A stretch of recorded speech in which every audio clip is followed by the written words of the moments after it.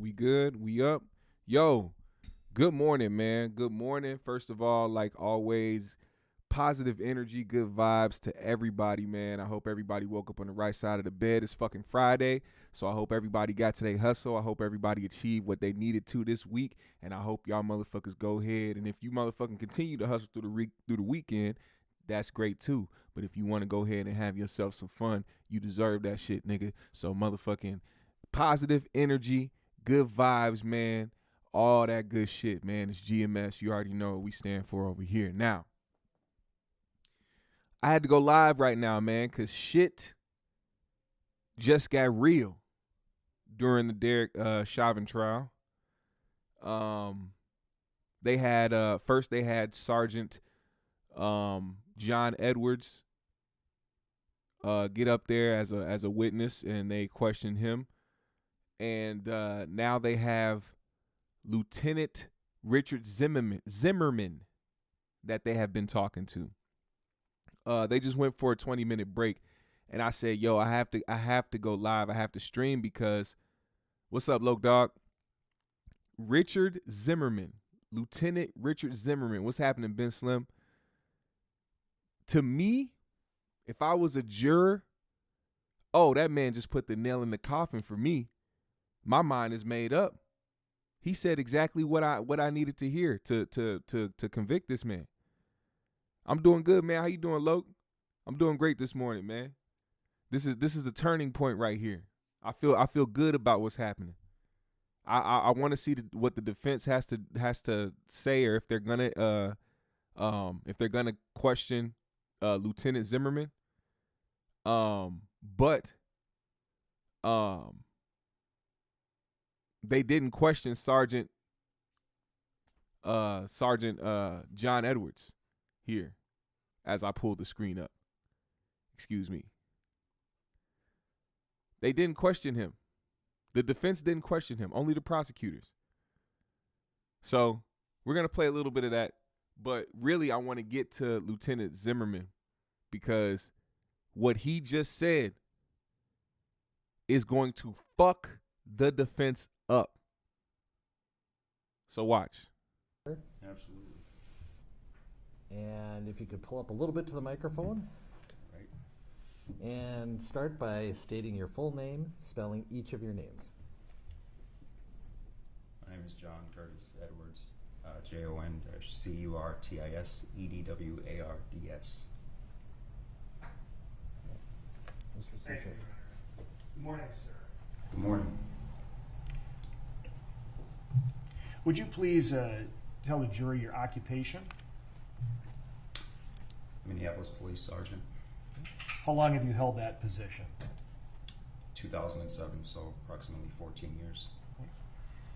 Not as a sergeant, but as a police officer for 14 years? Yes, sir. All right. So you started as a police officer in 2007. Did you start with the Minneapolis Police Department?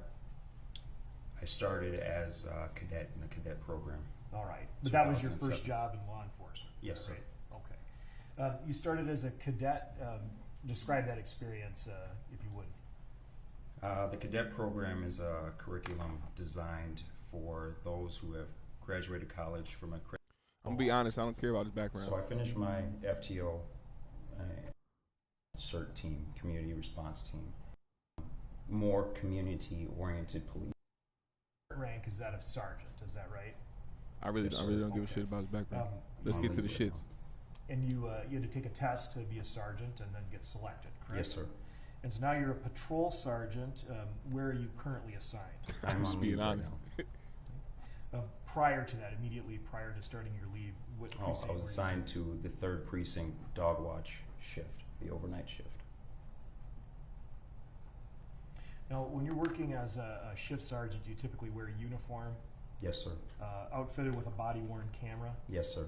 Do you have a partner? No. I'm one of 3 sergeants that are on that shift, though, but no partner. Are you assigned a car? Yes, sir. When you ride, then you ride solo? Yes, sir.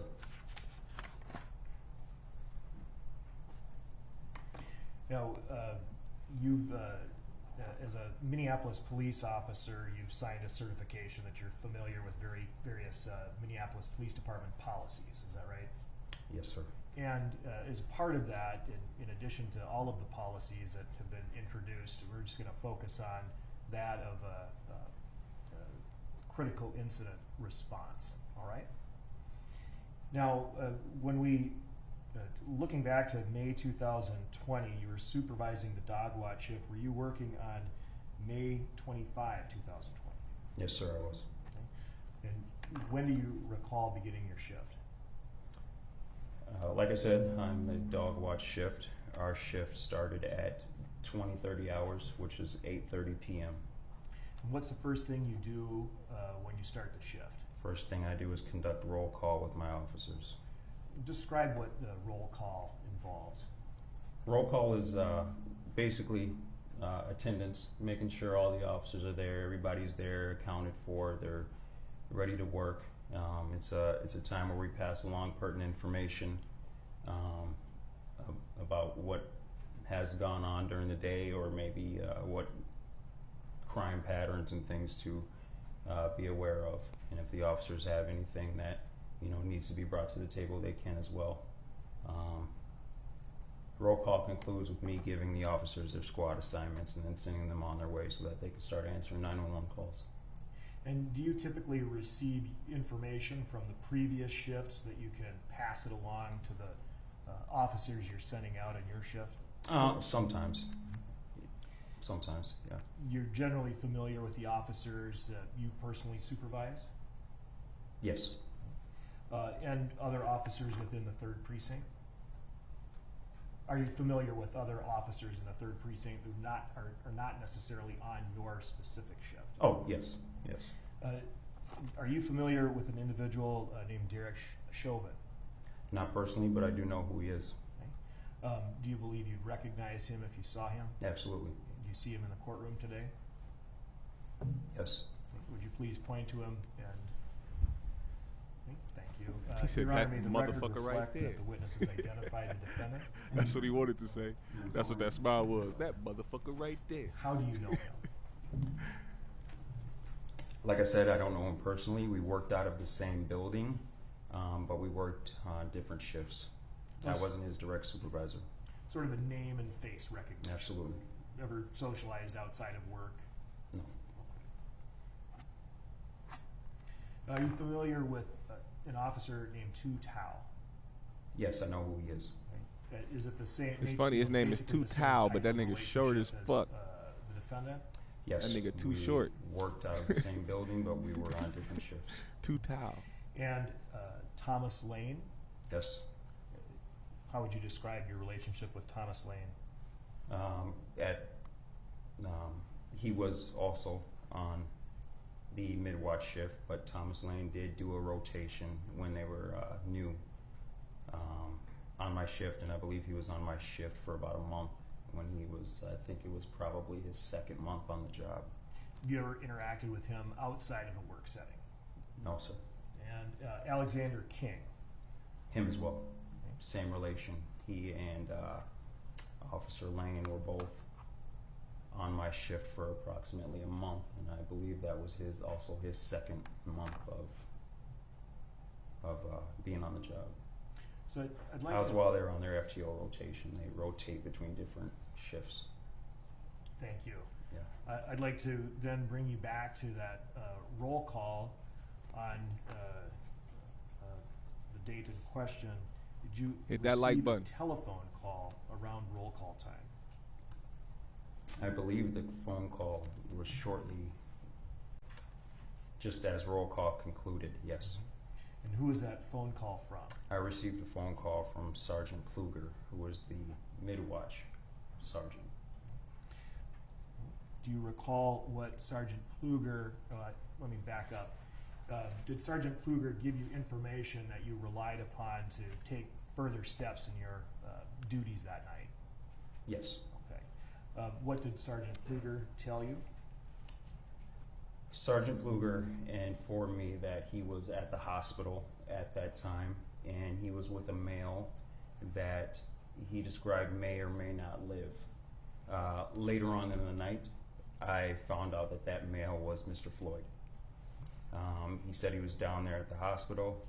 he asked me if I would be willing to respond to the incident location of 38th in Chicago because he was tied up at the hospital at the time.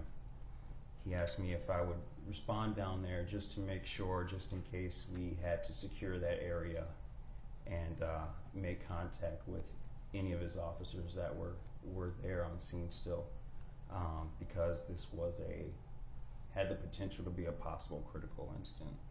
Can you describe then what you mean by critical incident? Usually an incident, Pay attention to his wording. Incident where either the officer or somebody else has died, or the officer or somebody else has suffered great bodily harm that later led to death. And based on your knowledge of Minneapolis Police Department policy, His wording is what very supposed to specific. happen if there is a critical incident with the crime scene and with the participants? A crime scene is supposed to be secured, which means locked down, and that is for the purpose to preserve any evidence that is there. The involved parties or the involved officers usually are chilling and awaiting escort sergeants so that they can be escorted to an interview room downtown. Appropriate notifications are made. I'm not gonna lie, this nigga look like he gotta listen to Trey songs just to fall asleep. IA, homicide, if you will, the upper administration. The area is canvassed, which just means there's a designated amount of officers that are searching the area looking for any witnesses that can give a synopsis of what they saw. And then we wait for the investigators to get there, car 21, and pretty much wait for further information from some of the superiors. Do you take any steps with respect to body-worn cameras and ensuring that those are activated? Absolutely. What do you do? And ensure that everybody's body-worn cameras are active and running at all times. Mm. And in this specific case, did you take steps consistent? That with was the something procedures specific I just wanted y'all to hear. outlined? Other than that, Yes, when I arrived on scene, yes. this is what you need to hear. This is what we need to get to. I just wanted y'all to hear that little part right there from Sergeant John Edwards. And also shout out to him for using specific wording. He was using words like Lieutenant, crime give us your scene, full name, spelling each of letting your names people to know start it was a off. crime scene, that a crime your was full name, committed. spelling each of your names. Okay. And also, if you could remove Don't your forget mask. that. Okay, thank you. Pay attention. This guy right here. It's Richard Zimmerman. This nigga was on First 48, right? RICHARD, and then Zimmerman, Zimmerman. In the first 48, Lieutenant Richard Zimmerman Friend. looks like he's Thank off you. an Can you 8-ball please tell the jurors and what an you do for a living? Adderall. I'm a police officer with Minneapolis Police Department. How long And have just you been a smoked a police joint officer? just to level himself out Since before he got in the courtroom. June 3rd of 1981. And all that with Minneapolis? No, the first 4 years, from 81 to 85, I worked for the Fillmore County Sheriff's Department Why they fucking with the in sound? southeast Minnesota. Thank you. What did you do there? I was a patrol deputy Jesus. responding to 911 calls.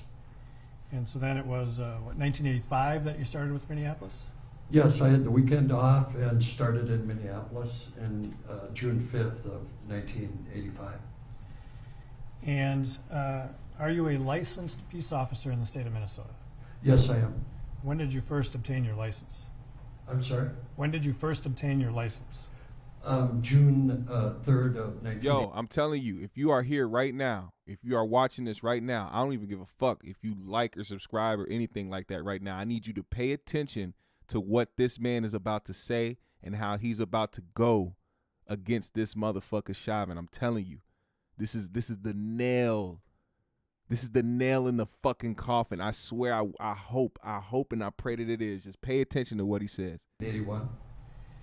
And as a police officer, having that license, are you required to do certain things to maintain that license? Yes. What kinds of things do you have to do? We have to do continuing ed, like any other professional license. And we have to do 40 hours of different education, professional education, in a certain time period. I'm not sure if it's 1 or 2 years. And if you don't, somebody's going to let you know, right? Yes, they will. And so, since 1981, have you done all that's been required to maintain your license? Yes, I have. When you started with the Minneapolis Police Department in 1985, what was your job? What were your duties? I was a patrolman. I worked the North Side Precinct. It's called Precinct 4. And I worked the 3rd Precinct. It's called Precinct 3, of course. And then my permanent assignment was the 5th Precinct, which is like Franklin, Nicollet, Hennepin Avenue, Lake Street. So when you're working as a patrol officer, what kind of things do you do? Yeah, well, we respond to 911 calls. We Check. Cool. I'm good. Let's go. Deter crime, or try to deter crime, I should say. Yeah, that's kind of what we do. Traffic control, that kind of thing. You're out on the streets every day, Yes. or at least every day you work, right? Yes. And so then, did At your least, job duties motherfucker. change eventually? Yes, in 1990, crack became really prevalent in the late 80s, and I wonder so why. I joined the crack team in the 5th Precinct, where there were 4 officers and a sergeant, and we would do search warrants, looking for drugs, that kind of thing. Goddamn right, you joined the crack team. And Look at this so motherfucker. what year was that? I'm sorry. Pardon me? What year was that? 1990 to 1993. And what did you do then in 1993? I took the sergeant's exam and passed it, and was assigned to the adult sex crimes unit. And so what does it mean to be promoted to sergeant? Well, you take a series of tests, and once you're promoted, you express your interest as patrol or investigations. And so I talked to the lieutenant in charge of the sex crimes unit and expressed my interest. Mm-hmm. So you mentioned having to take an exam, Yes. just like sitting down and, like we do in school, taking an exam. That's yeah, crazy. it was a written exam, and You're right about that once snowfall you shit. pass that phase, then you would take an oral exam, and then you were given your scores. And so you became a sergeant. Did some supervisory responsibilities come with that? Yes. Can you just describe for the jurors, like, what kinds of responsibilities a sergeant takes Man, on? I don't give a Yeah, fuck about well, his background. As an investigative sergeant, I'm trying to, I'm trying to get to the good robbery shit. unit, and it's clearly a homicide, deaths where officers have any question about how a person may have died. I go out to the scenes. And do you also supervise other officers? Let's go. Yes, I do. Here we go. Can you just describe for the jury, your responsibilities. Pay as supervising attention, man. other Pay officers. attention. Yes, we have, right now we have 12 detectives in homicide that make up 6 teams. They work with a partner in Yep. homicide, and they're on a rotation basis for being on call. They're on call Monday through Monday, and when a team is on call, I'll go out to a scene, assess what the death may be involved, and I'll call the on-call team to come in and start working the case. So you still respond to scenes, Yes. but you also supervise the work of the investigators. Yes. I every morning when I come in, I'll pull up. It's called pulling up the cases, and we pull up every death report in Minneapolis, and I'll look through each report, and I'll assign a case that I might have some questions about, and I'll What's good, talk to the JG? detectives, explain why I think this needs to be looked into, and that's Monday through Friday kind of thing. And so are you their direct supervisor then? Yes. So you started with Minneapolis Police Department in 1985. Yes. Do you know where you are in terms of seniority in the Minneapolis Police Department? Yes. Where is that? I'm the number one officer in seniority. I hate to say that, but I am. He said he the Understood. number one. Were And you watch what called he out about to to a say. scene on May 25th of 2020? Yes.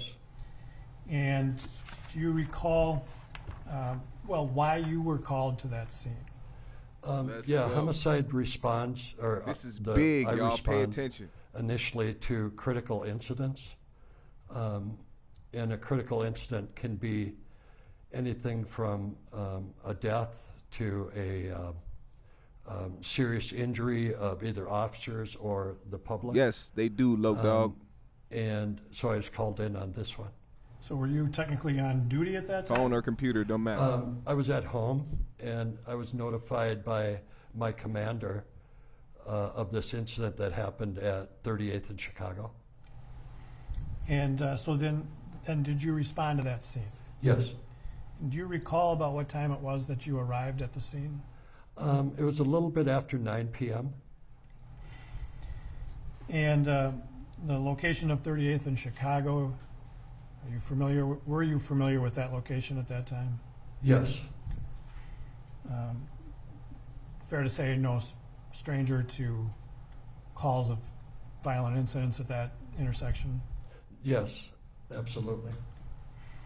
And when you My arrived, nigga.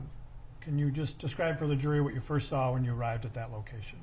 I arrived on 38th Street, and I parked on the southwest corner on 38th Street. I saw yellow tape up, we call it's crime scene tape, around the intersection. I saw Sergeant Edwards, who I know from work, on his cell phone. And I saw two officers, and he was like in the middle of the scene, kind of. And then I saw two officers standing on the southwest or the southeast corner of the intersection. And did you then approach those two officers? Yes, Sergeant Edwards appeared to be busy on the phone, so I just walked up to the two officers. And I'm going to show you, we had an opportunity before court to show you a piece of body cam footage shows you approaching the scene, correct? Yes. And that appeared to be a true and accurate representation of your approach to those two officers. Yes, it is. And that reflects the time as well. Yes. Your Honor, I would offer Exhibit 96. Any objection? He had on a big ass first 48 suit. No objection. 96 is received. Then we'll publish 96. Publish that shit, nigga. Trying to see that first 48 suit.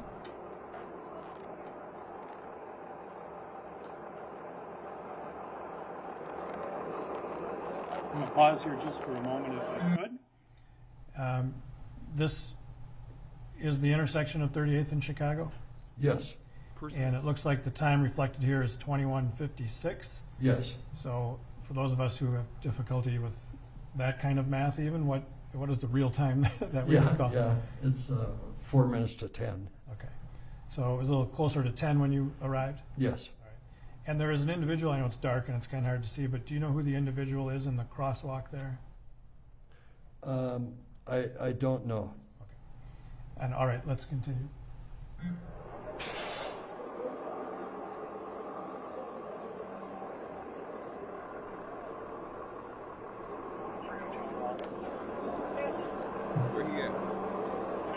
looking for. My man had on a baggy tan. I think that's what I remember. I'm assuming that's what Was the rain? Yeah.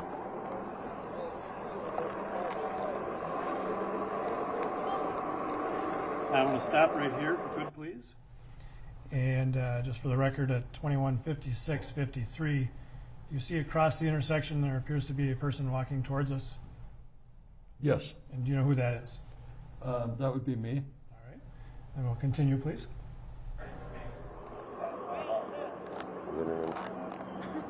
My man baggy tan. Sagging, bagging, berry. Look at this nigga. Big ass first 48 suit. I'll give you a call back for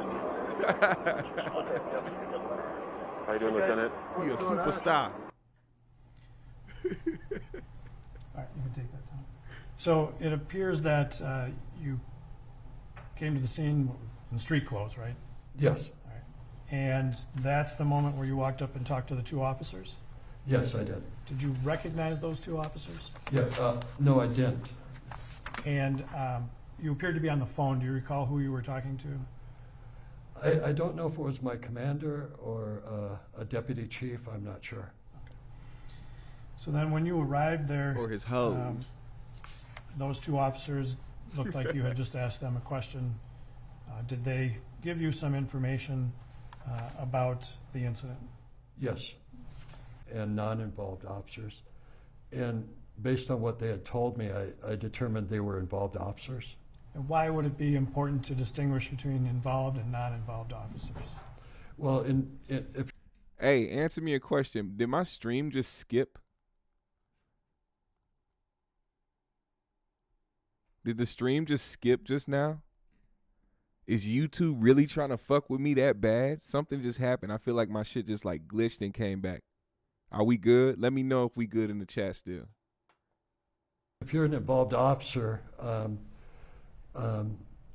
you need to be brought down to room 100 at City Hall, and you need to be brought down by a supervisor in separate cars. And that's just according to policy. Yes. And so after having that conversation with them, what did you do next? I talked to the sergeant, I believe, Sergeant Edwards, and told him that we needed some more people out here. He told me another sergeant was on his way. And yeah, that's a fact. He said Zimmerman. The world knows that name, Zimmerman. Yeah, they do. But this one is on our side, so we gotta we gotta show this Zimmerman some love, because this nigga really is on our side, bro. And he really went against Chauvin in a way that I didn't think he was gonna do. I didn't think he was gonna do that, but he did. So keep paying attention, man. This is important. You gotta listen to this. Also, I want to send a big shout out to Loke Dog 606. He just went and purchased the Beat album, man. I appreciate you, brother. I got you. I told him that we needed to get these two guys downtown. And which sergeant, do you remember, I'm sorry, which sergeant that was? We I'm good? sorry? Cool. Which sergeant that was you talked to? I don't remember. Okay. Was it Sergeant Edwards? I believe that's who I first talked to. Okay. And so showing you Exhibit 90, if we could, please.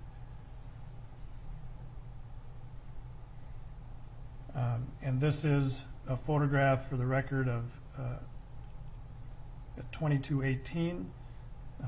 This is you speaking on the phone at that time, correct? Yes. All right. And so here you're still dealing with things at the scene, is that right? Yes. All right. And so we can take that down, I guess, thanks. The sergeant that you talked to, what kinds of things did you ask that sergeant to take care of? I asked the patrol sergeant to arrange to have the two involved officers brought down to room 100, and that we needed some more officers at the scene.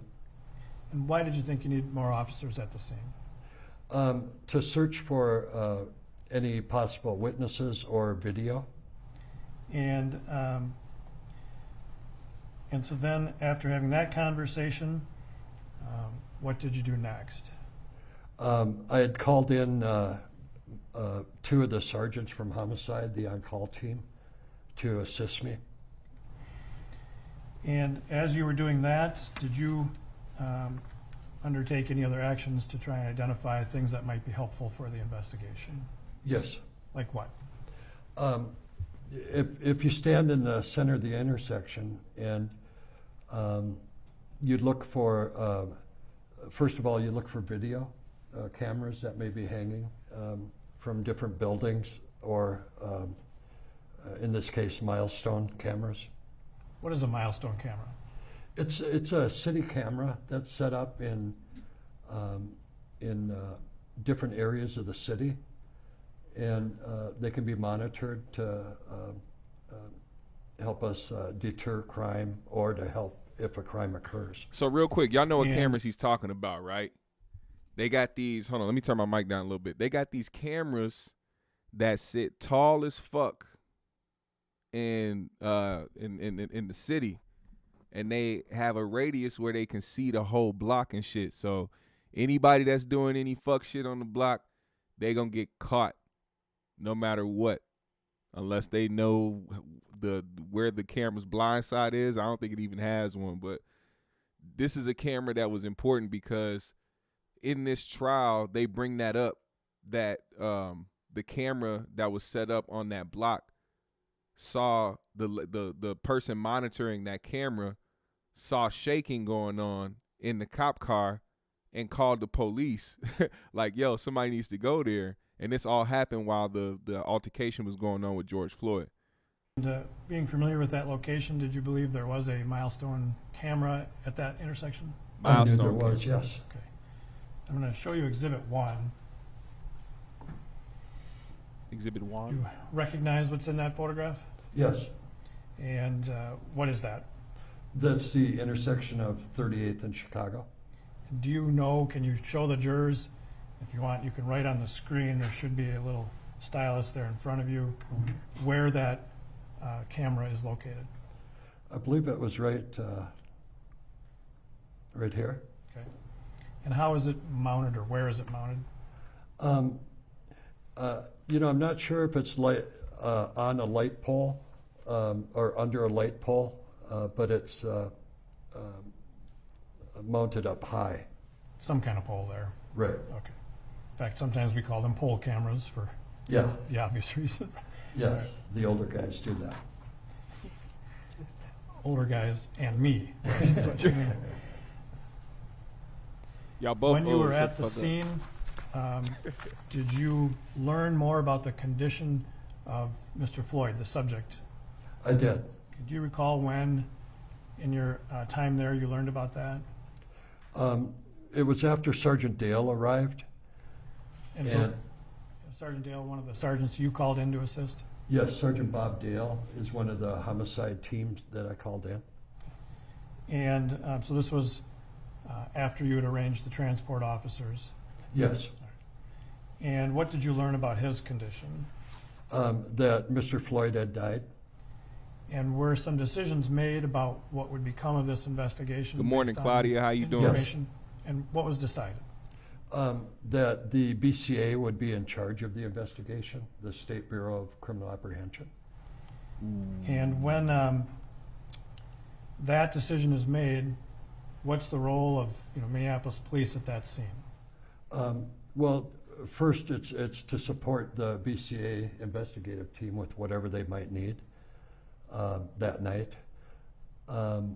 And also it's to secure any witnesses that we may find to see if they would be willing to talk to the BCA. Also, it's when you're at a scene, trying to locate any video cameras again and filling in the BCA agents that arrive. And in fact, at some point, did BCA agents arrive? Yes.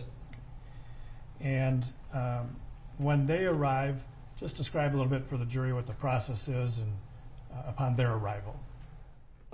Yeah, the BCA agent generally or specifically in this case? Just generally. Yeah. When the BCA arrives, they'll come up to you for a briefing, and you tell them what you have at the scene, what you've learned, and where people are at. You know, like in this case, the officers were brought to room 100, that kind of thing. And then you tell them, or you ask them what help they might need. And then specifically, did something like that happen here in this case? Yes. All right. And I'm going to show you Exhibit 91 on the screen, please. And do you recognize what's depicted in this photograph? Yes. And again, this is the intersection of 38th and Chicago. Yeah, that would be me in the center of the shot, talking with a BCA agent. And this is starting that process of turning the scene over to them. Right, yeah. So the time here shows 2300, about 11 p.m. Yes. And so then, did you in fact turn this scene over to the BCA? Yes, I did. And that's shortly thereafter concluded your involvement with the scene? Yes.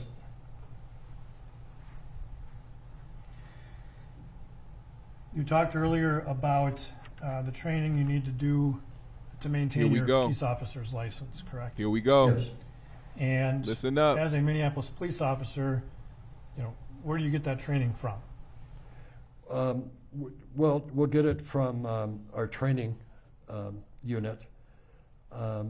We'll also get it from outside sources, you know, different schools that are being put on, some that are specific to homicide, some that are, you know, a one-day course, he's the second some one. maybe a 2-week course, that kind of thing. Does that training include instruction on the use of force? Yes. And how often do you get instruction on the use of force? Once a year. And how Once a many year. officers have to go through that use of force training every year? Every officer on the police department. That includes Once the a guy who's year. #1 in seniority? Think about It this. includes me, yeah. The subject of police brutality has been around for fucking decades, man. Decades. It's been a problem. It's been expressed. No matter how many people try to deflect it or try to make it seem like it's nothing that's real, it has been the subject of conversation specifically for the black community for decades. Now listen to what he just said. Every officer in a department only gets taught use of force training once a year. And we're talking about police officers who have multiple encounters and altercations, physical altercations a day. There's no way you should only go through that type of training once a year. That don't make no fucking sense. Yes, absolutely. And that's why people want to defund the police. And But anywho, when you, well, let me ask it this way. Are there also Minneapolis Police Department policies about the use of force? Yes, there is. And are you required to be familiar with those policies? Yes, you are. And when you do that use of force training, does it cover right. the policies as well? Yes. Do you also do some physical activity, taking people down and rolling around? Yes, we have a mat that we use at our SOC center, and it's like a huge wrestling mat. And are you familiar with the use of force continuum? Yes. Is that The part of use the of Minneapolis force Police continuum. Department use of force policy? Yes, it is. Fuck. Can you just describe in general what that means to the jurors? Hey, Yeah, so basically the use of CBD force gummies. Take some if you got them. is guidelines, or it's policy actually, that we have to follow. And it's when, for instance, when you arrive at a scene, no matter what the scene, the first level, the lowest level, would be just your presence at a scene. That's a good in question, uniform. Loke. The next step up may be your verbal skills that you've learned to Pay attention to how he is about to ether Derek Chauvin. help diffuse a situation or learn information about whatever the situation Different is. levels of use of force. The next step would be like a soft technique, escorting the person by their arm, that type of thing. The next level would be a hard technique. That's where you would use your, you maybe have to use your mace or handcuffs, that kind of thing. And finally, the top level on the continuum is deadly force. And so those levels change, Listen up. how, under what, or for what reasons might that change? Yeah, well, if you're, say you Most arrive at a definitely. scene Shout out to you, JG. Appreciate and you. somebody's pointing a gun at you or shooting at you, of course you go to the top level, and that's how they may change. So it's relative to the threat. Right, yes. And are there different kinds of force that officers can use? Yes. And have you ever, in all the years you've been working for the Minneapolis Police Department, been trained to kneel on the neck of someone who is handcuffed behind their back in a prone position? No, I haven't. Is that, if that were done, would that be considered force? Absolutely. What level of force might that be? That would be the top tier, the deadly force, Why? because of the fact that if your knee is on a person's neck, that can kill him. Boom. Boom. And- Boom, boom, boom. In your motherfucking face that quick. Did y'all hear that? Do I need to rewind? Do I need to rewind? Let's go back. Is handcuffed behind their back in a prone position. No, I haven't. And have you ever, in all the years you've been working for the Minneapolis Police Department, been trained to kneel on the neck of someone who is handcuffed behind their back in a prone position? No, I haven't. Boom. Is that, if that were done, would that be considered force? Absolutely. Boom. What level of force might that be? That would be the top tier, the deadly force, Boom. because of the fact that if your knee is on a person's neck, that can kill him. Boom. This is the lieutenant. You heard what he said. He is the number one officer in that department. Lieutenant Richard Zimmerman just said out of his mouth on the witness stand on record, bitch, type that shit down, that a knee on someone's neck will kill them. And it was deadly force. And deadly force should not be used on somebody who is in the prone position, handcuffed with their hands behind their back, face down. Talking about the intent to kill. That's one of the charges that is on there right now. Intent. That was really big. This was something really fucking huge for the entire fucking trial. These motherfuckers on the defense want to hold on to drugs and that, talking about George Floyd overdose. They want to talk about that so bad. But they cannot, they cannot think that they won't have a hard time with that video.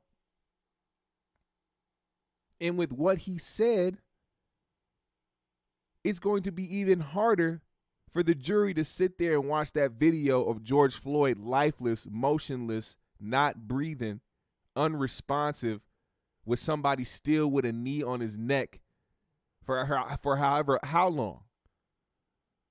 It's going to be very fucking hard with that statement in their head now, because you can't overrule objection. You can't do none of that.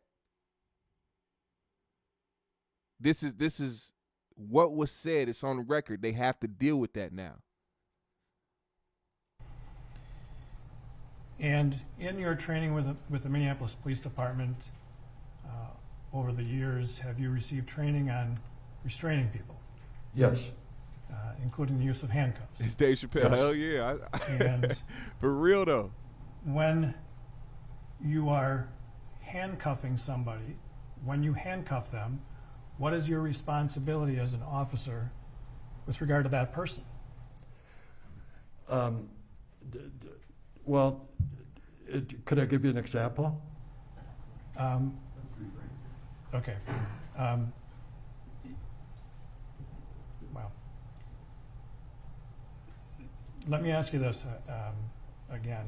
If you, as an officer, according to the training, you handcuff somebody behind the back, what's your responsibility with regard to that person from that moment on? That person is yours. He's your responsibility. That's good, his Slam. safety is your responsibility. His well-being and is your responsibility. Once you handcuff somebody, does that affect the amount of force that you should consider using? Absolutely. How so? Once a person is cuffed, the threat level goes down all the way, to they're cuffed. How can they really hurt you, This is heavy. There could be circumstances when a cuffed person could still be combative. Oh, absolutely, yeah. But you getting injured is way down. What do you mean by that? Well, if you're, you could have some guy try to kick you or something, but you can move out of the way. That person is handcuffed, and they, the threat level is just not there. So by handcuffing somebody, you've taken away some of their ability to harm you. Absolutely.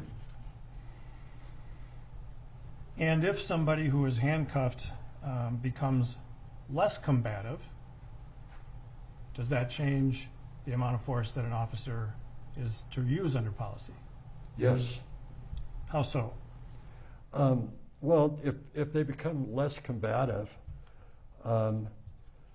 you may just have them sit down on a curb, or the idea is to calm the person down, and if they are not a threat to you at that point, you try to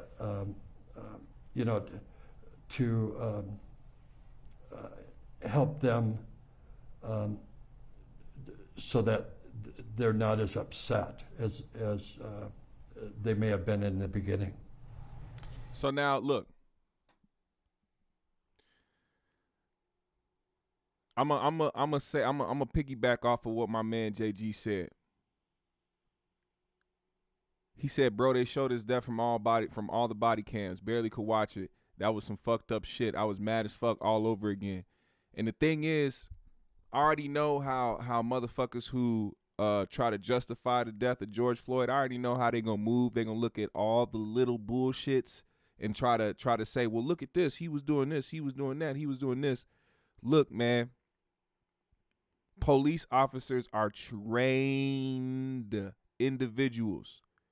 Well, supposed to be. We see that they only get trained once a year on motherfucking use of force training. But they're supposed to be trained individuals. And it didn't matter how big George Floyd was. It didn't matter what the case, how many drugs he was on. He was handcuffed and face down on the ground. it's crazy. Like, you got all these other things that you could use. They could have used a taser. That probably would have killed him because he was already dealing with some issues.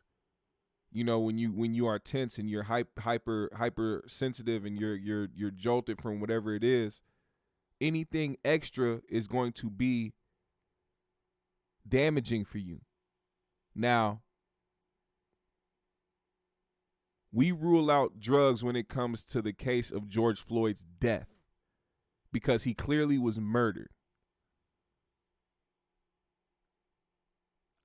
I just wanted to be clear to people that police officers are trained for these type of things.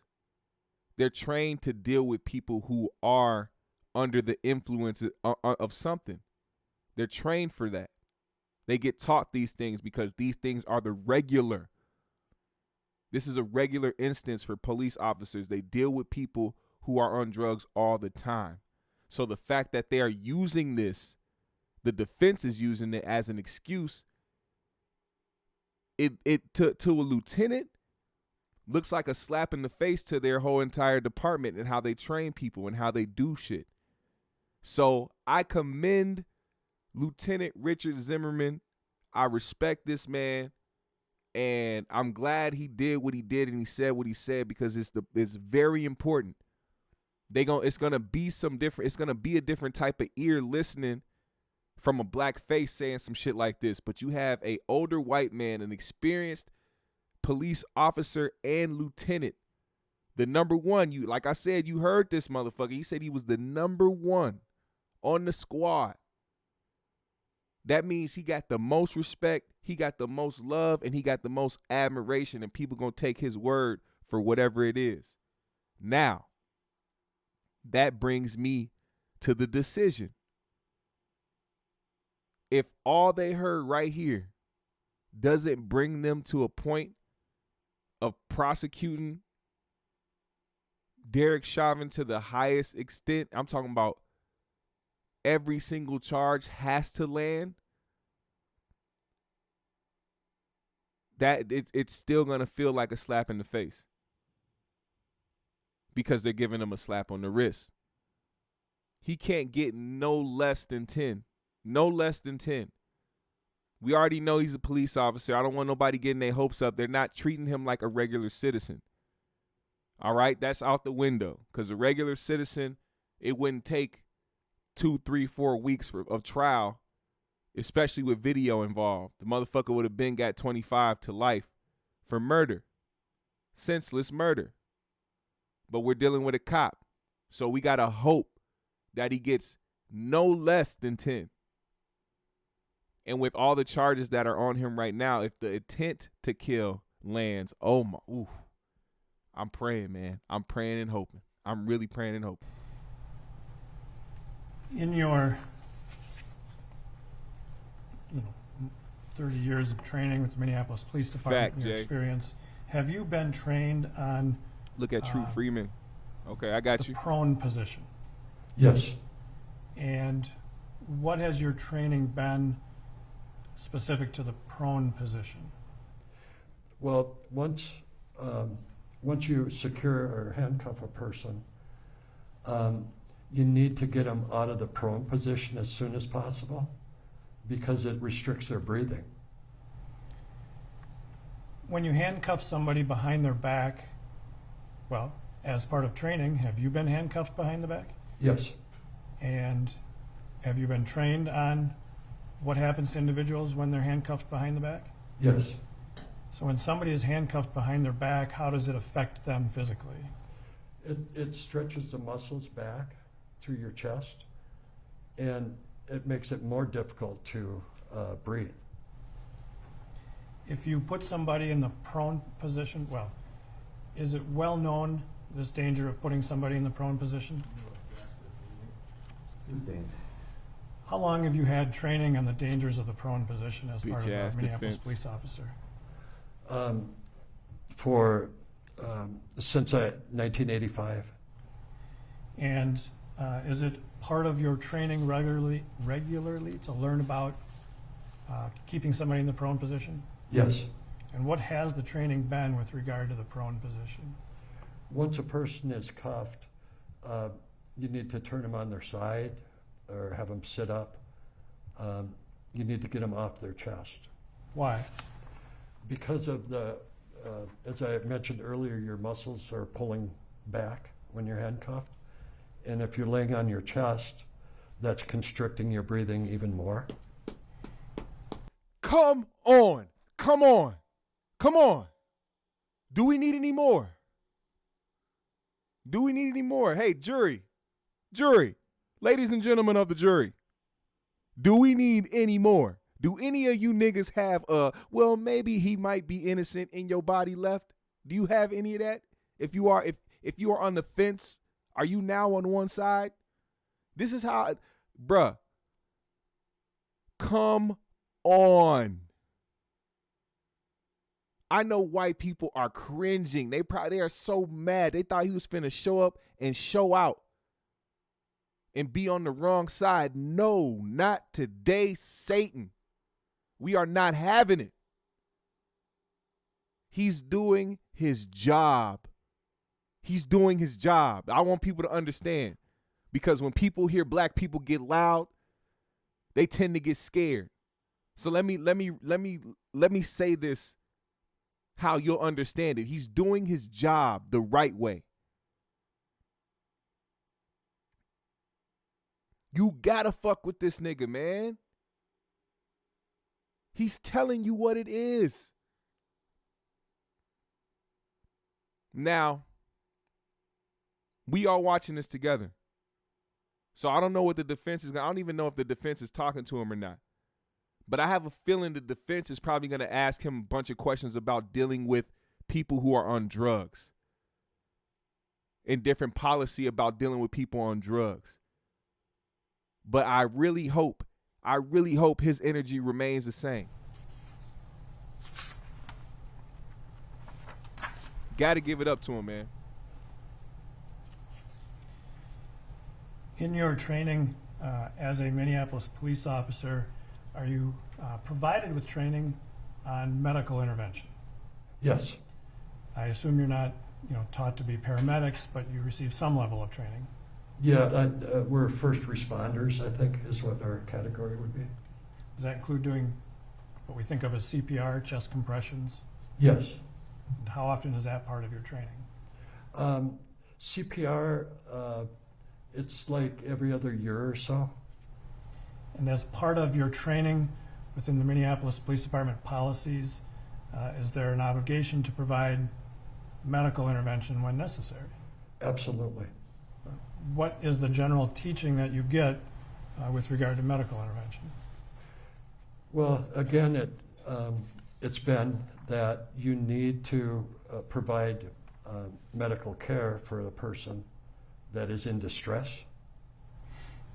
And would that be true even if you've called an ambulance to come to the scene? Yeah, absolutely. The ambulance will get there in whatever amount of time, and in that time period, you need to provide medical assistance before they arrive.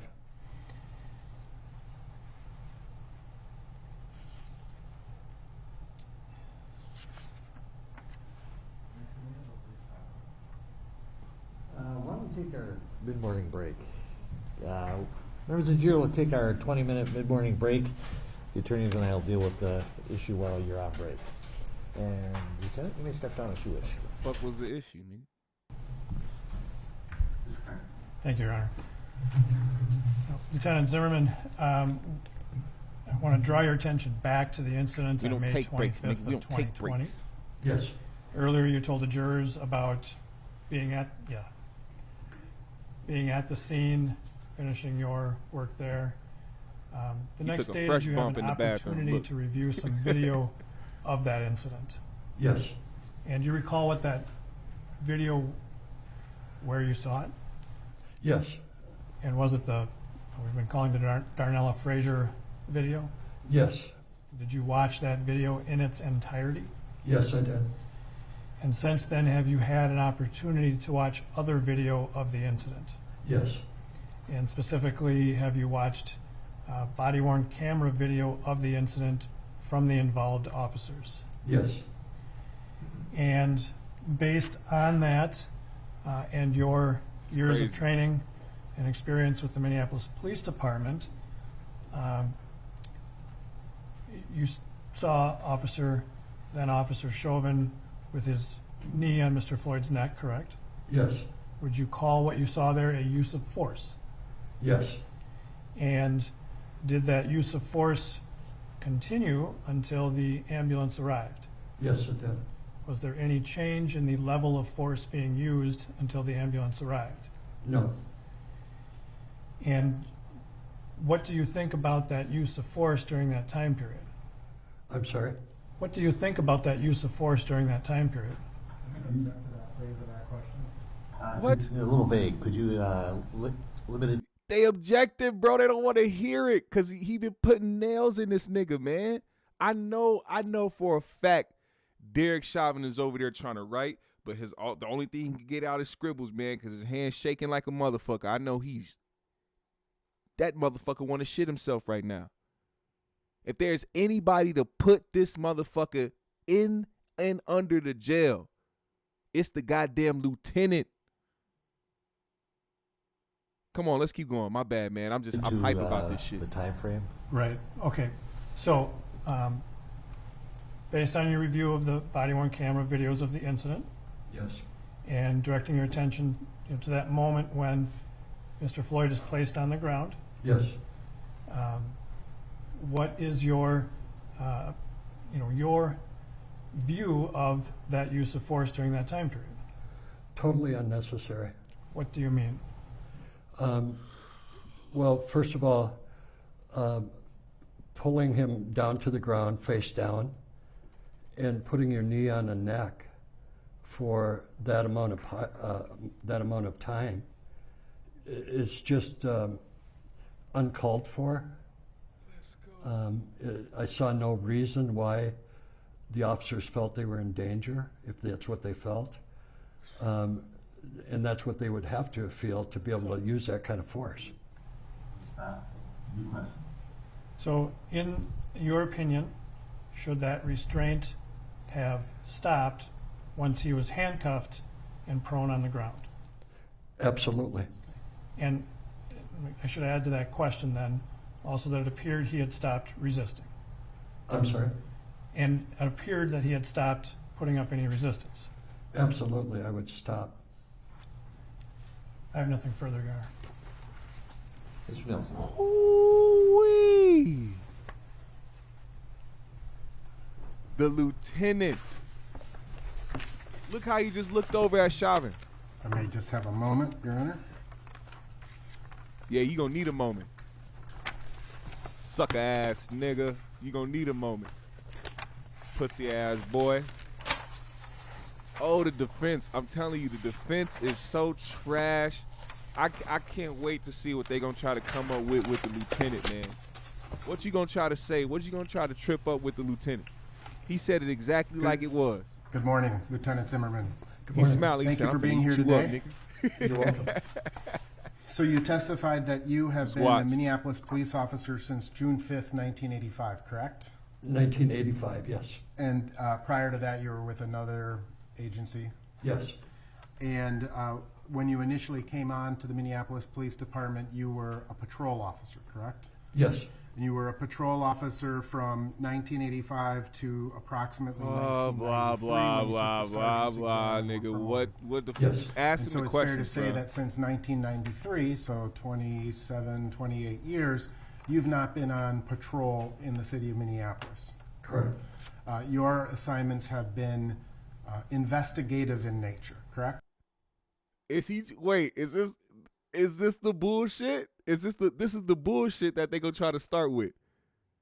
He gonna try to. I know what he's doing. He gonna try to make it seem like he don't know what the streets is like out there in Minneapolis. He gonna make it seem like he has no idea, and try to make once again George Floyd look like somebody who was dangerous, even though they just got done talking about how he was handcuffed and there was an overuse of force. the bullshit that comes from this man. I'm telling you, he has such a punchable ass face. If I swear to man. Yes. And generally Let me speaking, shut an up. investigative role is more of a follow-up type role, right? Yes. So an incident occurs on the street, it gets assigned to a detective, and then Hey, I've been your hearing that. job is- I'm sorry. I'm sorry for pausing again. I've been hearing that. Claudia said, "Does qualified immunity cover Chauvin?" Will somebody please explain to me what this qualified immunity shit is? Explain to me that first before I answer that. I need to understand what y'all talking about because I haven't even heard about that shit. is to investigate the circumstances of that incident, right? Yes. And so it's fair to say that since 1993, you've not, other than perhaps for ceremonial reasons, you've not worn a uniform on a daily basis. Well, I don't know if I would call it ceremonial. Well, I've I had mean, to wear a uniform. Ceremonial you have to garb. wear a uniform from time to time, but your daily role is as a clothed police officer. Nah, don't correct? disrespect Yes. my nigga's And, fit. Don't you disrespect my nigga's fit. He got a motherfucking extra large goddamn first 48 suit. Don't you ever disrespect my nigga fit. Talking about some regular, nah, that ain't no regular shit. That's a goddamn big and tall first 48 goddamn tan suit. Fuck that. It's not even tan. This nigga got the color of hummus. This nigga fit so this nigga fit so goddamn fresh. This nigga said, "Give me that hummus colored suit over there." Shout out to Richard Zimmerman, fam. Don't You're you not ever out disrespect patrolling this the fit. streets, making arrests, things of that Bitch ass nature. motherfucker. No. All right. And it's fair to say then that your experience with the use of force of late has been primarily through training. Through what? Your training. Yes. All right. Meaning, Oh well, no, I don't believe so, Claudia. you're Not not at all. out actively, other than perhaps arresting a homicide I don't think he got suspect, that. You're not out actively patrolling and arresting people for less serious offenses. No. Right. And so you describe the use of force continuum as including mere presence being a type of the use of force, right? Yes. And so when you arrive on scene as a lieutenant in the homicide, I'm going to pause the video again. Texas, if you want to go watch the video, go to the motherfucking live stream on Washington motherfucking Post. Go subscribe over there and go watch the motherfucking video. You on my channel, nigga. Fuck is you talking about? unit, that Pause is my a motherfucking use of video force, anytime I want. Um, Bitch. if And I people said know that. I'm a lieutenant, yes. or if they know you're a police officer, perhaps.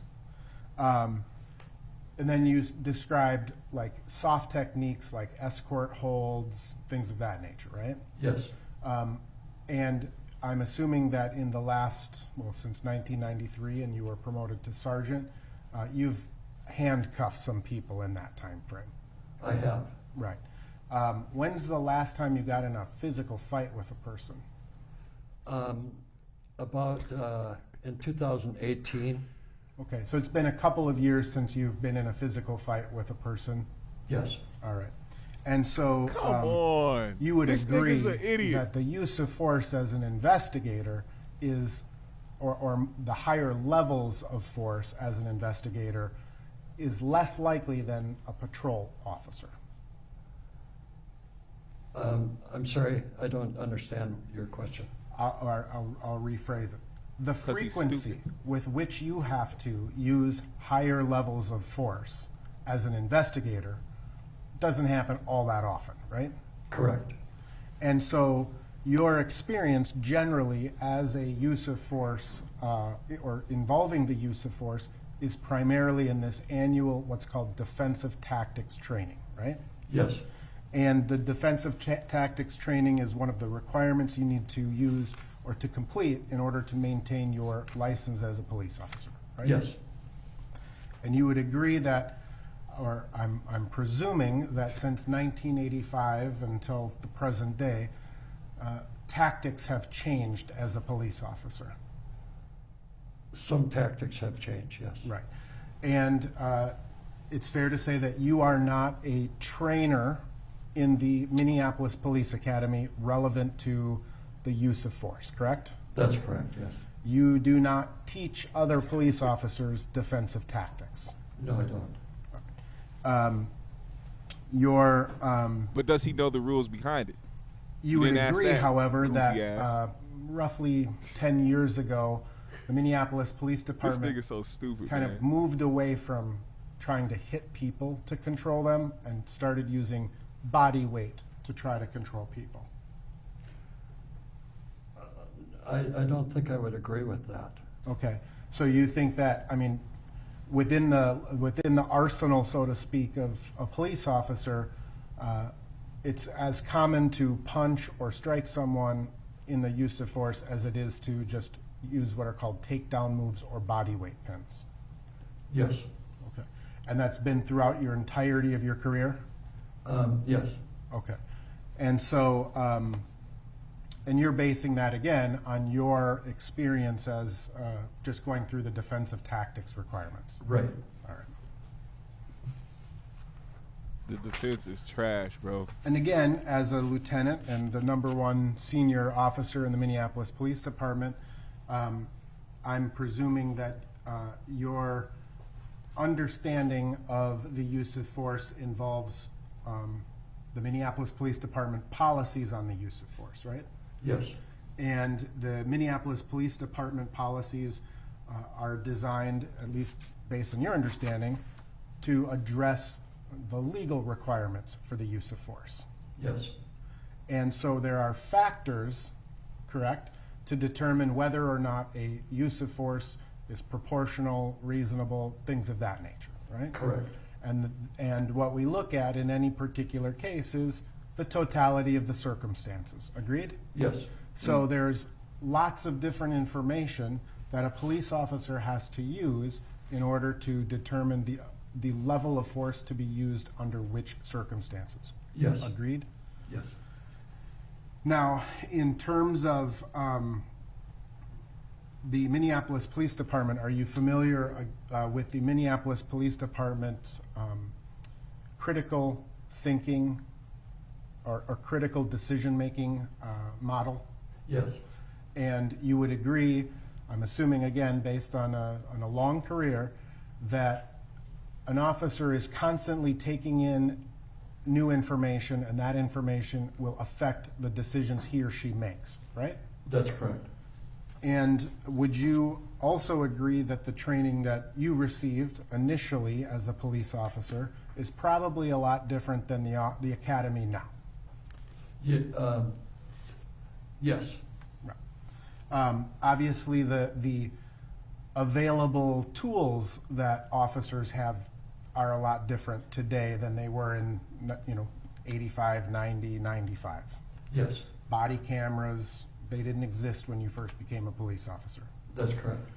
Tasers were not a thing either, right? He calling his ass old as fuck. You carried a gun and some handcuffs and kind of old school cop, right? Yes. Now, in terms of the decision making, He's so stupid though. Like this has the nothing to do decision-making of a with knowing police the rules of officer, it. would you agree that there are certain pieces of information that officer has that affect his or her decisions on the use of force? Yes. And some of that information is very immediate, kind of low-level information. Agreed? Yes. So, for example, what just happened with this particular suspect, right? Yes. Is this suspect under the influence of a controlled substance, or is he sober, Yes. right? What are you looking at in that moment through your own eyes, right? Yes. That's the officer's experience in any situation, right? Right. You look at other things that may be hazards or threats in the immediate vicinity, correct? Yes. So you're going to assess, are there people watching? Are there people videotaping? Are those people happy or angry, etc., right? Yes. You're going to look at what we would refer to as scene security, right? Yes. You have a responsibility as a police officer for your partners who may be close to you, right? Yes. You have a responsibility as a police officer for all of the people in the immediate area, right? Yes. And so scene security is kind of trying to keep it as tight as possible and keep everybody in the area safe. Agreed? I'll pause it for you. This is something to pause it for. Hey, Texas, suck my dick. That's correct, everybody. That was important. In turn, you were asked a series of questions about your an officer's medical responsibilities. I'm sorry? You were asked a series Nigga of came to my questions page for the about your content, medical wanted to come training talk and, shit. an Appreciate the officer's view, nigga. medical, what they're supposed to do. Right, yeah. Yeah. And even in the assessment of a medical emergency, there are many factors that come into that assessment, correct? Yes, To your knowledge, Minneapolis police officers are they're trained medically at a fairly low level. They're not paramedics, doctors, etc. that's correct. You're a first responder. Yes, Basically, you're taught how to apply tourniquets, patches for gunshots, stop bleeding, basic CPR, and resuscitative efforts, right? that's correct. A police officer's job primarily is to keep the scene safe. Agreed? I'm sorry? A police officer's responsibility is to keep the scene secure and safe. Agreed? Yes, Minneapolis police policy requires the involvement of a higher level of medical intervention if the circumstances dictate, correct? yes, And an officer is required, if someone is having a medical emergency, to take what steps are they're able to reasonably in the moment, right? yes, And that would include potentially calling EMS. that's correct.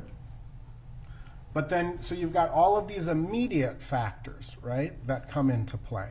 But then you can kind of widen that lens a little bit, and there are some other factors that come into play in terms of the use of force, again, based on your training and experience. Yes, Such as, what do we know about the location generally, right? yes, Is this a field in the middle of the woods, or is this a higher crime area, right? yes, An officer is evaluating that as a process, as a part of the process involving the use of force. Agreed? yes, You Raven, look at other facts. things such as God tactical damn. advantages or disadvantages. Agreed? This Yes. is them trying to make the crowd if- look like they were angry and ready to attack the officers when there's fucking video of You are fucking dumbass. If you are man. not able to get what's called concealment or cover, that becomes a question, right? in what, Well, in a use of force, you're examining the surrounding area, right? To see if something happens, can I conceal and cover, right? yes, You also, in addition to the scene security, you need to deal with securing the scene, which is different than scene security. Agreed? yes, Scene security is maintaining the safety of everyone around, including yourself and your partners, right? yes, Securing the scene is making sure that the scene itself is preserved and kept tight, right? correct, yes, And in fact, a police officer's responsibility and part of the use of force determination is to prevent or avoid the use of force against other people. Agreed? yes, absolutely. So if you have to use force against one person to avoid using force against others, that's a factor that an officer should consider. Agreed? What the fuck? I don't know if I would agree with that. Yeah, how does Okay. that? So wait, Again, hold within the on. training- So is he saying that if people start getting loud and getting rowdy on the side, that an officer is supposed to like turn up his fucking use of force on somebody that he's already dealing with? That's weird. Training department, those people who are, it's their jobs to do that. They may What be the better fuck? to answer those questions. Yes, All right. And then even from there, you can widen the lens even further, and an officer will look at his training, right? yes, What he is trained to do or not to do, right? Yes. He will look and dumb, take man. into experience, or he or she will take into account his or her own experience from their past career. Agreed? Yes. So things like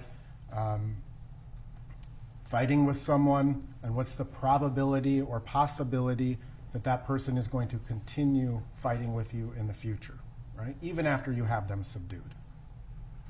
I don't know. I don't think I can agree to that totally, but He's I understand an what you're idiot. saying. There are circumstances where after a person is rendered unconscious, and then you perform, you revive that person, that they are more combative than they were initially. Agreed? Oh, yes. Yeah. George Floyd didn't wake up, man. Why is he saying that shit? He said that before as well. Talking about when you resuscitate somebody, that they become more combative.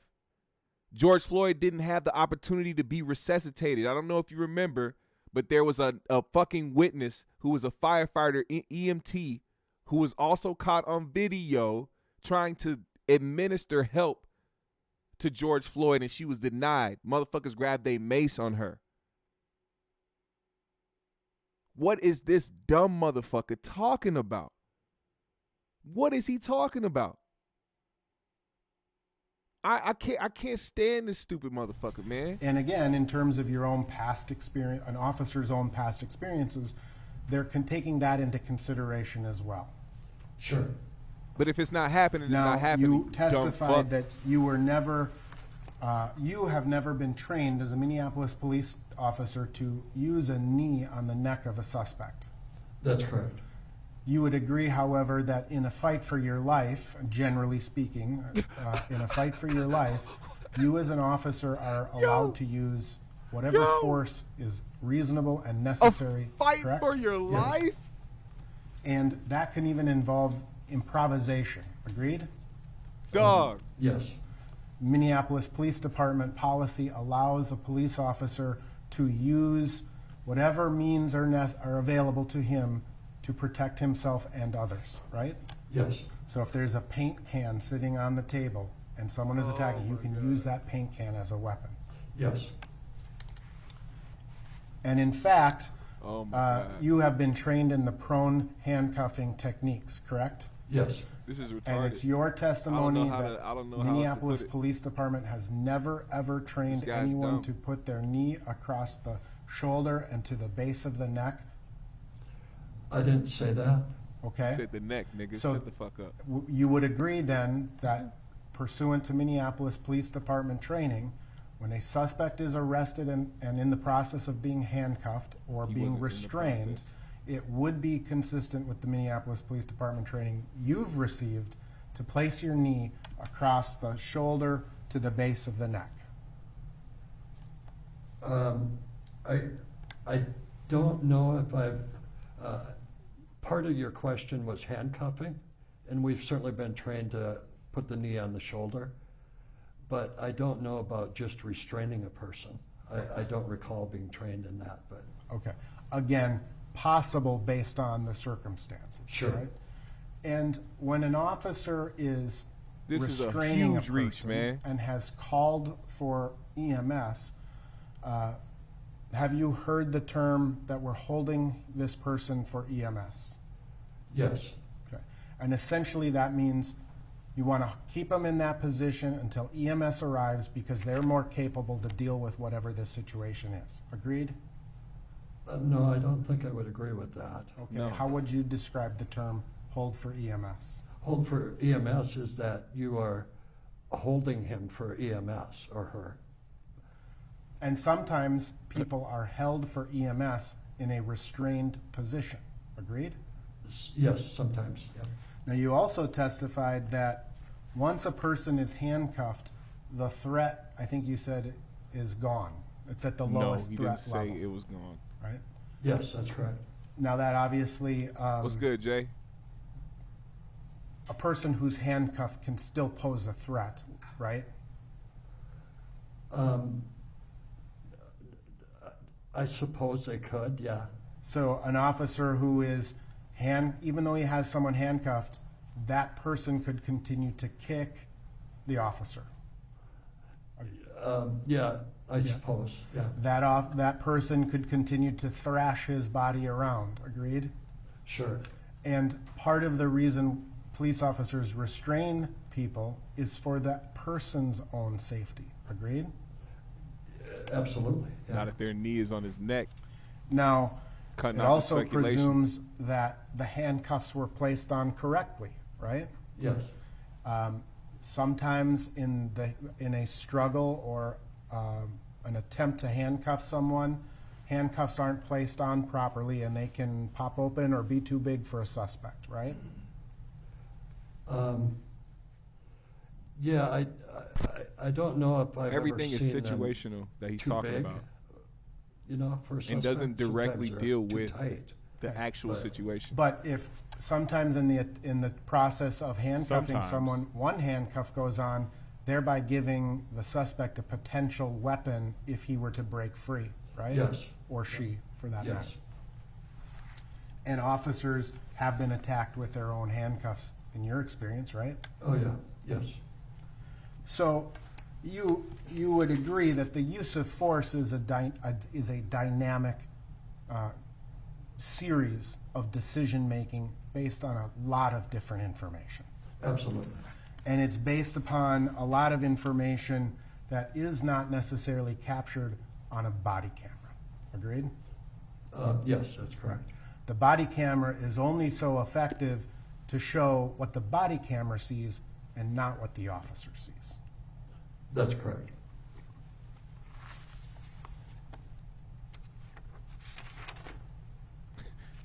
Good luck. You're right. He is trying to create that doubt for the jury, but it's not. I'm telling you, his testimony is going to stick with the jury. His testimony alone. Now, in terms of what you did in this Because particular... the fuck? What the fuck? Fam, what the fuck?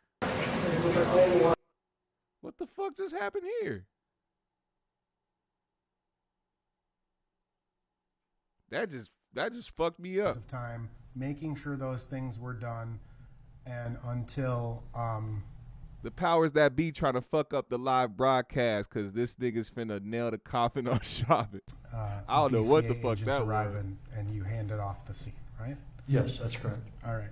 And it was not until later that you were asked to review the body-worn cameras of the officers and consider the use of force, right? Yes.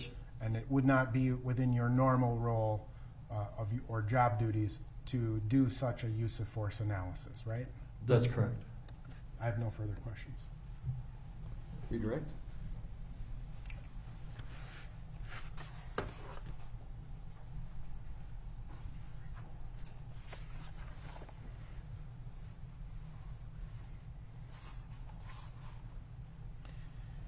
Lieutenant Zimmerman, you had the opportunity to review the body-worn cameras from Yes.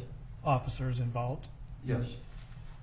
Did that also capture the bystanders on the sidewalk during the incident? Yes. Was there something about that group of bystanders that in your assessment was sort of, an uncontrollable threat to the officers at the scene? No. Would there be a way, or, well, I mean, I ask it this way. Would there be other ways for officers to deal with bystanders? Yes. And could that include calling for backup? Yes. Would the presence of multiple officers at a scene be a relevant fact for an officer to consider when using an amount of force on a handcuffed and restrained subject? No. It shouldn't be. Well, but if there's some concern about the crowd, would it be relevant that there were other officers already at the scene? Oh, I see. Yeah. No. My it bad, I had a doesn't call. matter, the crowd, as long as they're not attacking you. The crowd really doesn't. This shit is important right here too. Very shouldn't important. have an effect on your actions. What's good, Joe? You were asked if the use of force That nigga training defended has him like a changed public over time. defender. Yes, Okay. But you still get the most up-to-date training every year when you go to the use of force training. I do, yes. And you were asked about, has the academy changed since you went to the academy? Yes, And you haven't been through the academy since then, correct? right, yeah, But you have some familiarity with how the academy trains new officers. absolutely. And do you think that academy training provides appropriate training for officers Yes, it should. and would provide the most up-to-date training on the use of force for Minneapolis officers that take the academy type training? Yes,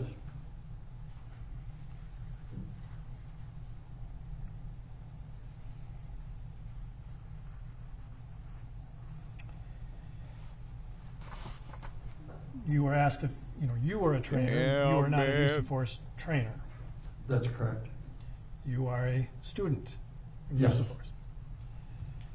And but it's your testimony that based on all the training you go through every year, it's well known that the prone position is dangerous.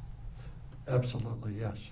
Doesn't take a trainer to be able to say that. You've learned it. Yes, Boom. And that's been something that's been trained repeatedly. Yep, this the prosecution. absolutely. That hasn't Look, see, changed. every time he does good, they start to fucking fuck the video up. Why is this open like this? Let me exit out. My bad, y'all. But every time this nigga starts saying some good shit, the video You start were asked fucking about up. the critical crazy. decision-making model. Yes, Familiar with that from your training? yes, And part of that is continually reassessing the need for force. correct. It's a fair statement. Yes, And so that would include reassessing. Hey, you notice? Hey, I said before, the first time the prosecution was talking to him, I said it would be interesting to see if the defense was going to bring up anything about drugs or dealing with somebody on drugs. They didn't. Which was even worse for them because all they did during that time was talk about what ifs and maybes and sometimes. Nothing about what actually took place. The defense fucked up trying to fucking examine and interview the lieutenant. He just the won. location, I Yes. hope he just won this shit. the tactical advantage, yes, conceal and cover, yes, scene security, yes, security Fucking and wow. scene, yes, or security of the scene, yes, medical distress of the person restrained, yes. It's wild as fuck, man. I can't believe this man came up here and just went in. When you watched the body camera videos, did those videos capture those types of circumstances relative to the restraint of Mr. Floyd? Yes, And you were able to assess those things in telling the jury what you thought earlier about the restraint of Mr. Floyd? I am. When you watched those videos, at some point during the restraint, did you see Mr. Floyd kicking the officers? No, I didn't. It may have happened initially, but after that, did you see any kicking? No, none.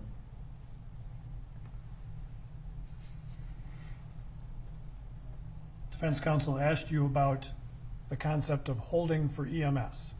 Yes, Hypotheticals, pure So hypotheticals. sometimes it's necessary to keep the person there so they can receive medical treatment. that's correct. Does holding for EMS excuse an officer from providing medical attention that they've been trained to provide? No, it doesn't. Prosecution is hitting niggas with haymakers. Please understand how important that type of shit is. That type of questioning is important.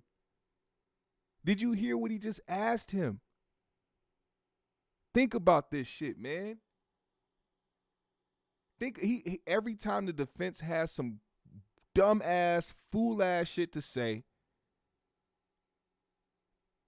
the prosecution comes in and pokes holes in all that shit.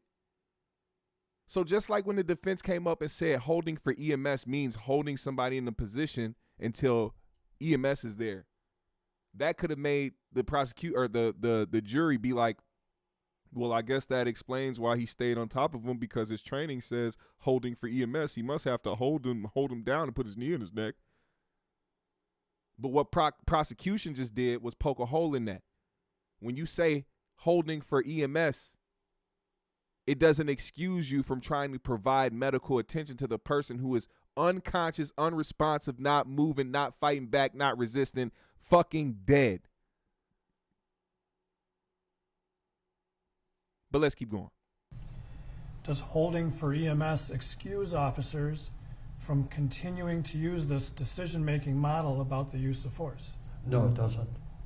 Boom. Does holding for EMS JG, you a moderator now, officers man. from using other resources like other officers at the You scene? top tier GMS. No. That's what that means.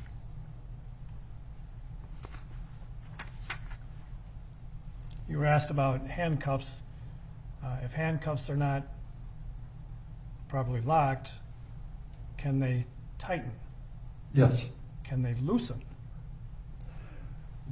I'm sorry?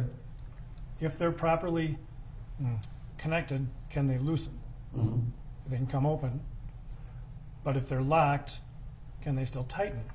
That's right. If they're not, I think the term is double locked. Right, yes. And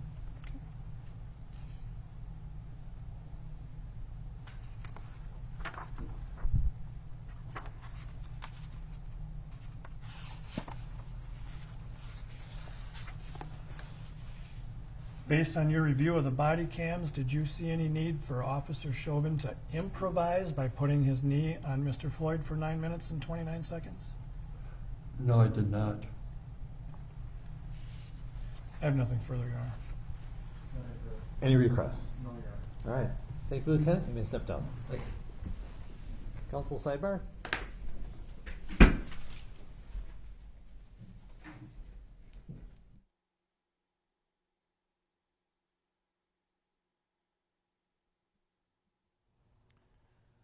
Do y'all understand what's happening right now, man?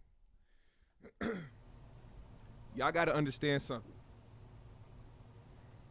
Okay, it looks like we are The on whole a lieutenant. sidebar moment. The whole lieutenant of the Minnesota Police Department just put his goddamn knee on Derek Chauvin's neck. Lieutenant Richard Zimmerman. Now, I know that last name is touchy. I know that last name is kind of triggering. But look how God worked. We didn't fuck with a Zimmerman because of how he treated black people.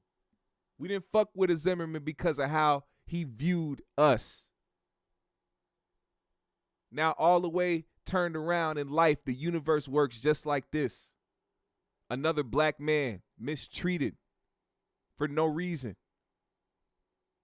And we got another Zimmerman out here on the right side of history. He just said he was basically,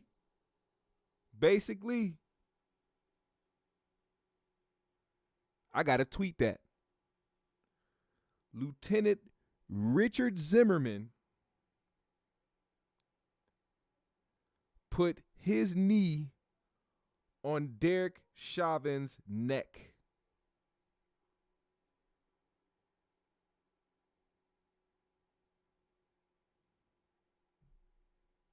Boom. I love Twitter, by the way. If you have a Twitter, go follow me.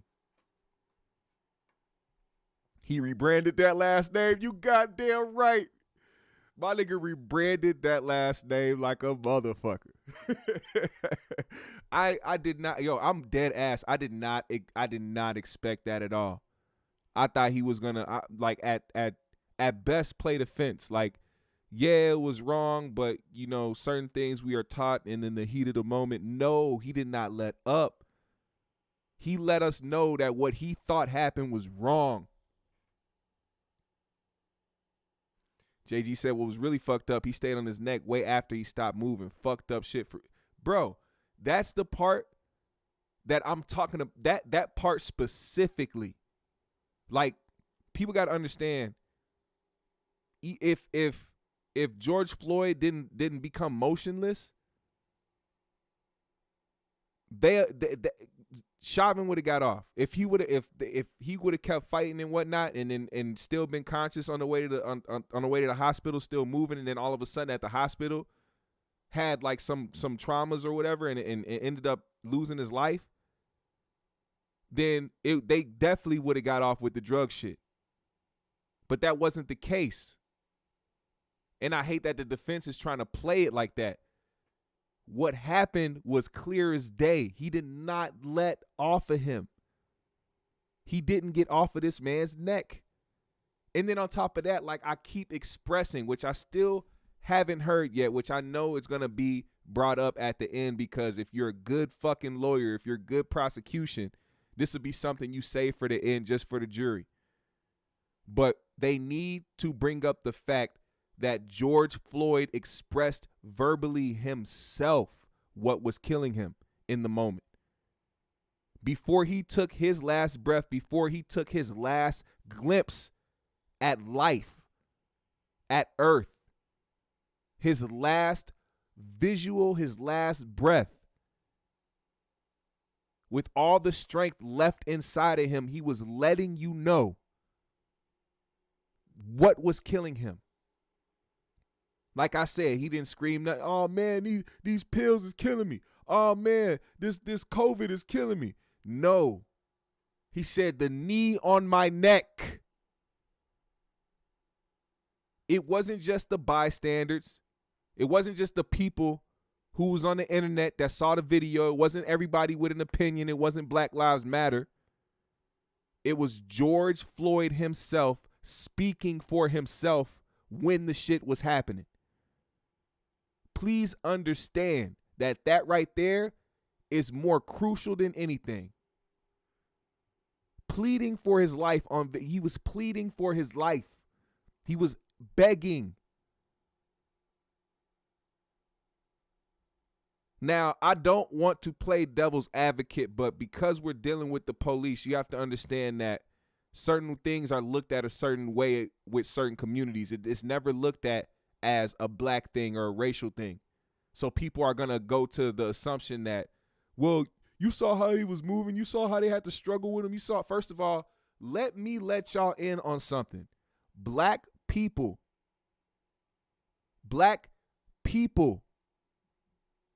have a problem with the police.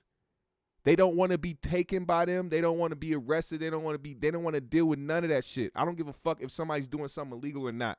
When the police are involved with people of color, it is a problem. So when you have somebody who did something that could have simply be taken as a ticket, because giving somebody giving a fake 20 to somewhere is that can be as less as giving somebody a ticket and a fucking court date. They didn't have to arrest that man at all. But they're like, oh, they see a man on drugs. Oh, he must be wilding out. Let's take him in.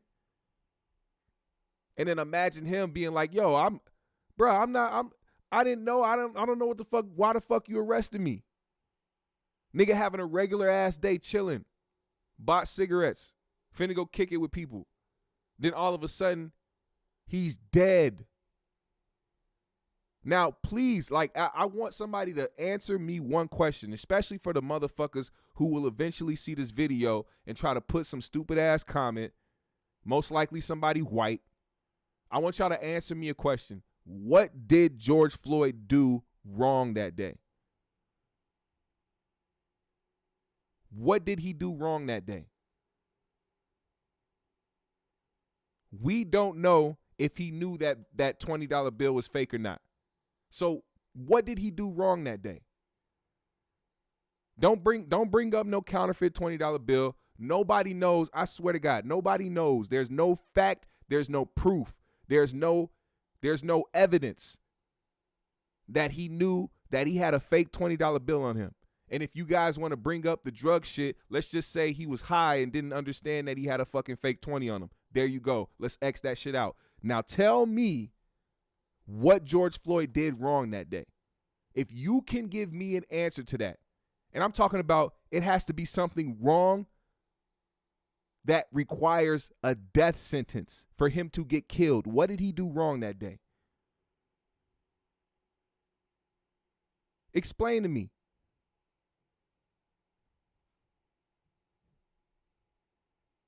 Just like I thought. The first mayonnaise soldier has popped up in the motherfucking chat. Took enough fentanyl to kill an elephant. Tell me what he did wrong that day. Because I'm pretty sure, Eric Ruby, your mother is sniffing coke out of your dad's asshole. Fucking surprise, your dad is your fucking uncle too. So tell me what George Floyd did wrong that day. Mr. Ruby. Because if taking drugs means that you deserve to die, then you need to go and kill everybody in your family, Eric. Right now, get your ass off the internet, go get you a knife, go grab you a gun, and go kill everybody in your family. Right now. No? Why not? Oh, I thought so. Fucking weirdos. And that's another thing. Oh my God, that's exactly what killed him. Drugs killed him. You cannot tell me right now. And of course, he wants to view me as an angry black man. It's the regular shit. This guy on the screen right now, the defense, Nelson, he wanted to do the same shit to the witness. He's trying to do the same shit to George. It's the same shit dumbass white people do every day. You guys have the same approach on black people all the time. It's nothing new. We know how to handle you dumb motherfuckers. Now let me explain to you. Taking drugs is not a death sentence. I know that's hard for you to comprehend because, you know, you're fucking dumb. But doing drugs is not a death sentence. Also, if you can't tell me that George Floyd would have died regardless that day, if you can't tell me that he would have died regardless that day without interaction with the police, you can go suck 100 dicks and die.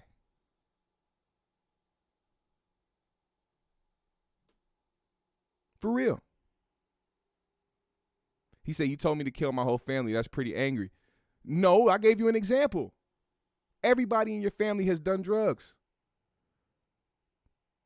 Everybody in your family has done drugs. You said he took enough fentanyl to kill an elephant. So you're telling me that somebody taking drugs is a death sentence. So if somebody takes drugs, that means they deserve to die. I am very, very confident in the fact that your family, everyone in your family, has taken drugs. You need to go handle your business then. I'm telling you, I'm going off your logic. I'm just going off your logic, white man. That's all I'm doing. That's all I'm doing. That's what the autopsy said. Neither one of us was there. What do you mean neither? We have it on video. We didn't have to be there. It's on video. This is what I'm talking about. White people are so delusional. They are so fucking delusional. The video is there. And I just got done saying that he expressed himself in that way. And don't worry, you guys. I enjoy doing shit like this. He thinks I'm angry. Y'all know me. This is fun to me. I love making white people look stupid. I love calling out their contradictions, and I love putting a mirror up to them. Because all they can do is continue to deflect, try to make jokes, try to say stupid shit that is going to continue to reinforce the fact that these motherfuckers are clueless. They some barbaric ass, no motherfucking common sense having ass, deflecting ass, brother and sister fucking ass motherfuckers. Niggas like Eric Ruby. Nobody deserved it. You're fishing. When someone ODs, it's not murder. That's delusional. So no one's fishing. If I said, let me once again make Eric look stupid for everybody in the chat. If I say that doing drugs does not mean you deserve to die, and you come in here and say he took enough fentanyl to kill an elephant, that's letting me know that you think people who take drugs deserve to die, because he did not overdose. He got the oxygen cut, the circulation cut. He had a knee driven into his neck. And a lot of people who like to dismiss that big factor in everything, you know, like when he expressed himself and said that the knee to his neck was killing him, you know, like when everybody thought he was overdosing, like you think, you stupid motherfucker. When he had the knee pressed on his neck, I want motherfuckers who don't think George died from a knee to his neck to get a knee on their neck. I want you to be with your hands behind your back, tied up, face down, with somebody's knee on your neck, preferably mine. And then come, you know, if you're alive, come back to me and tell me how that experience was. Until then, continue to make yourself look like a fucking dumbass. Continue to expose yourself out here in public. Matter of fact, it's not on public. Let me take that back. It's not in public. He's on the internet. These are the safe spaces for white people. They go on the internet to say this stuff because they can't say it in public. They can't say it in public. If they said it in public, they would be terrified. They would be scared for their life. They would have to carry a gun everywhere they went. Because being a known bigot, being a known racist, being somebody who wears it on their sleeve is not smart in America in 2021. So they have to resort to the internet. They have to come here to say dumb shit so they can try to get off that shit that they desperately need to get off. It's a desperation in them. They're so desperate to want to hate people of color so much. Like, you got to work on that hate, brother. You got to go. Let me tell you something. Matter of fact, don't kill your family. You need to go and hold them accountable. You need to go. You need to call your mom. You need to call your dad. I don't know where they at. I mean, your uncle, your dad, your uncle. I don't know. They're both the same. Call him or call your mom and ask them why they didn't do a good job at teaching you better as a child. You need to go to them and ask them why they decided to teach you how to be so fucking dumb, so fucking clueless, so fucking culturally clueless, to the point where you can see something on video and then say it was something else because of your hatred for people of color.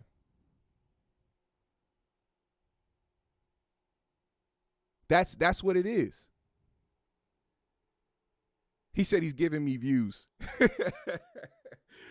I guess. I don't know how your name popping up in my chat is giving me any type of clout. If anything, I'm giving you the clout, my friend. I'm giving you the satisfaction you need to feel important in life. You should feel important. You are an important member of society. We need to have people like you out in the world to remind us how fucking stupid and clueless white motherfuckers like you are. He said, I don't give a fuck if you hate me or not. I don't give a fuck if you like me. I'm going to say what the fuck I want. And I'm going to say, and I'm going to bring up race. Because I want you to feel uncomfortable, white boy. I want you to feel uncomfortable. I want you to sit up there and, because this is another thing they like to do. They like to sit up here and try to feel like they're important enough to be like, oh my God, I'm a white man getting under black man's skin. It's enjoyable to people like you. This is what I mean. You got to call your mom, call your dad, uncle, and ask them, hey, why didn't you do a good enough job on me? Why didn't you teach me right from wrong? Why am I such a mayonnaise soldier for white supremacy? Why do I hold my white privilege so high in the air? What did you guys do to me?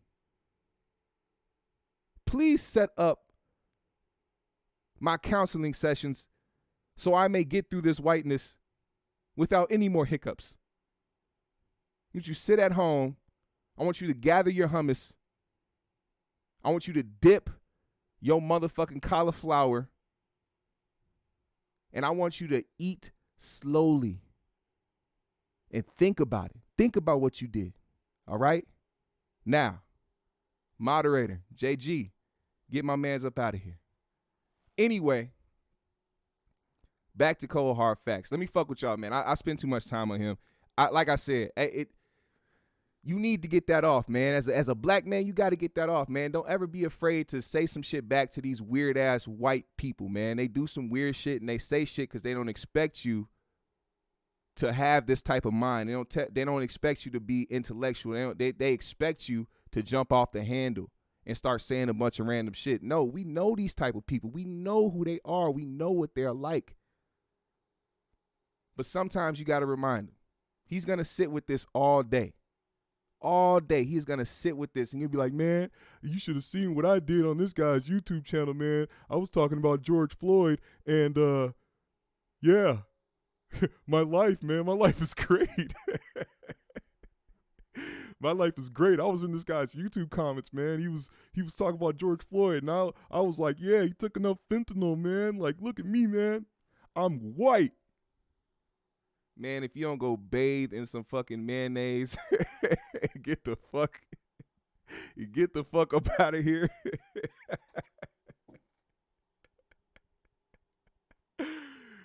This is exactly what you expected. I know, white man. I know. This is exactly what you expected. This is exactly, I mean, yeah, you came here for that. You proved my point. You just proved my point. This is exactly what you expected because this is what white people do. They come here and they do this shit because they can't help themselves. They have to trigger black people because they hate black people. You couldn't help yourself. This is clearly a space where you knew somebody didn't agree on your opinion, but you came here and you commented anyway. You proved my point. The whiteness in you. You couldn't help it.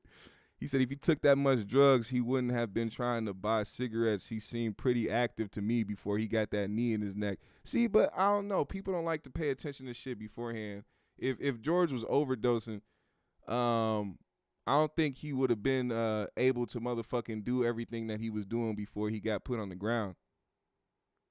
I don't know if anybody's ever seen somebody overdose or know what it's like to overdose, but you don't have too much fucking control over your body. That's just that's just my opinion. I don't know anybody who is overdosing and is trying to say, hey, your knee on my neck is killing me. I don't know anybody like that. But shout out to Lieutenant Richard Freeman, man, or Zimmerman. I said Freeman. I got to look up that who was the prosecutor somebody was talking about earlier? It was a guy that they were talking about, something Freeman. Y'all help me look that up. There was somebody that they were talking about. Something Freeman. I don't know. I forgot his last name. Somebody though. But I'm gonna look them up. But like I said, shout out to motherfucking Lieutenant Richard Zimmerman. Lieutenant Richard Zimmerman set the tone, and he did exactly what he was supposed to do today. He made sure that he didn't let up on the person who murdered George Floyd. Not the pill, not the crowd, not COVID, not an enlarged heart, but a knee to the neck. And I will combat any and every person who wants to come to this channel on this chat to my face to try to argue that point with me.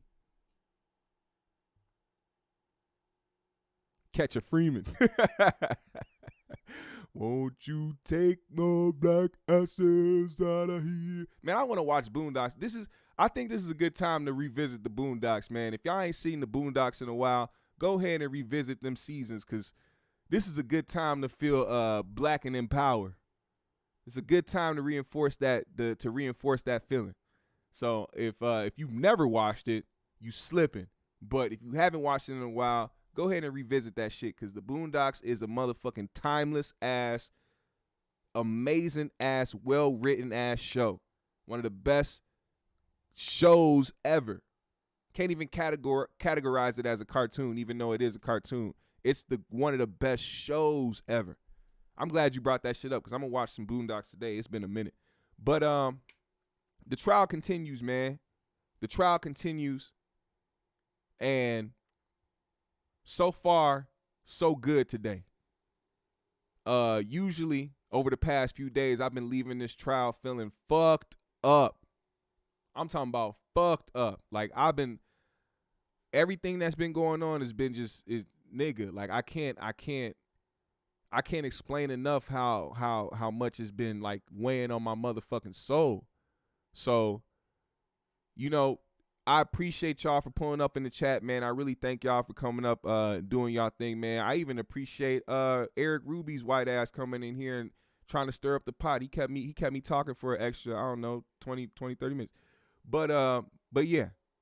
We gotta get it going, man. We gotta get it going. Do we have another one?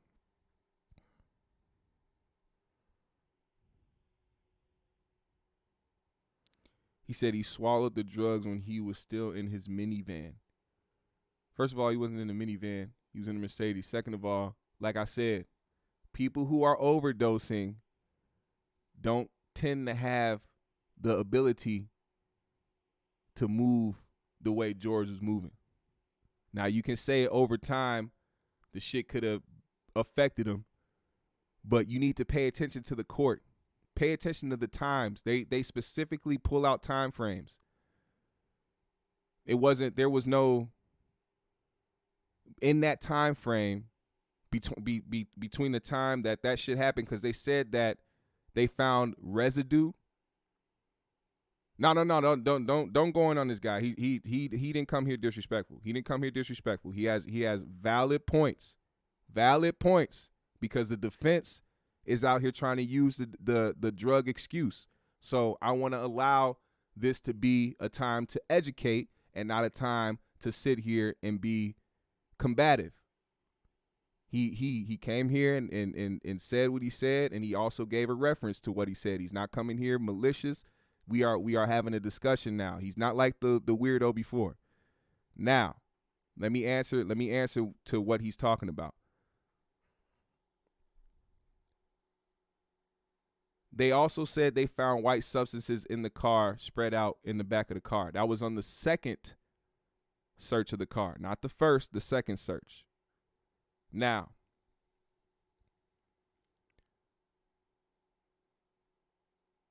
no matter what drugs George took or didn't take, what we must pay attention to and not forget is what happened to him. We are not dealing with what ifs. We're not dealing with maybes. The amount of drugs he took, it does not factor in whether or not he would have died regardless that day. That is not a fact that we're dealing with. That is a maybe. That is a hypothetical. What I'm dealing with and what I'm talking about is facts. The fact of the matter, what is seen and what actually happened. We saw it. It was an altercation between him and the police. The action of having a knee pressed on the back of his neck for several minutes and expressing verbally, like I said, he didn't sit there and say, hey, I'm fucked up. I'm on these drugs, man. I'm feeling fucked up. Y'all got to get off me. He didn't say, hey, man, I got COVID. I can't breathe. Somebody get off me. No. He said the knee on my neck.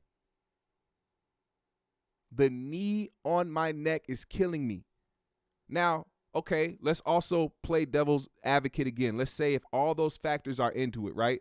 Because he did express before they put him on the ground, before they initially took him back out of the police car and put him face down on the ground, he said beforehand that he couldn't breathe when they were trying to get him in the car and they were struggling to get him in the car. Now, somebody tried to bring that up. But in relation to the drugs he took, let's just say if it was in relation to the drugs he took, if somebody's telling you they can't breathe, what sense does it make to put them face down on the ground and put 3 grown men on top of them? Where is the answer in that? Where's the common sense in that? We're talking about human beings now. We're talking about trained officers. But at the same time, human beings, people who can hear, who can listen, who know what the situation is. I understand they have training. But if somebody is expressing to you that they can't breathe, what sense does it make to put them on the ground and put your body weight on them? He was voluntarily wanting to get on the ground. He said, yo, I'll just get on the ground. I'll get on the ground. Lay me out on the ground. He wanted to lay out on the ground. But they put grown-ass men on him and then put one nigga on his neck who didn't even let up.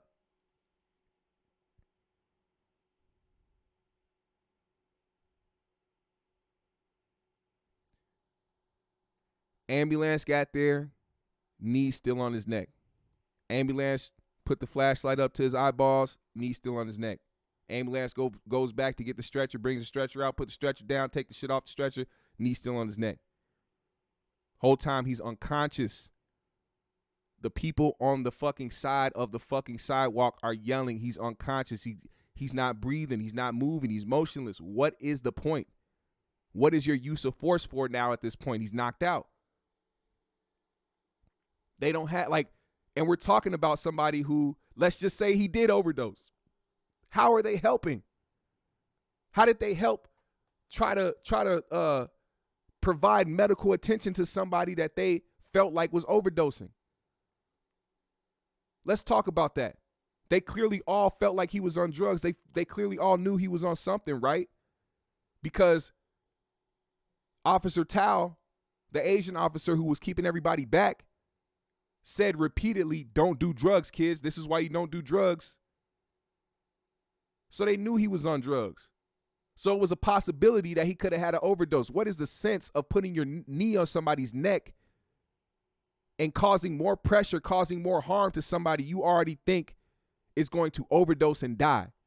And then if you think he's going to overdose, you think he's on some fucking drugs and he's fucked up, why aren't you trying to provide medical attention to somebody who you feel like is going to overdose?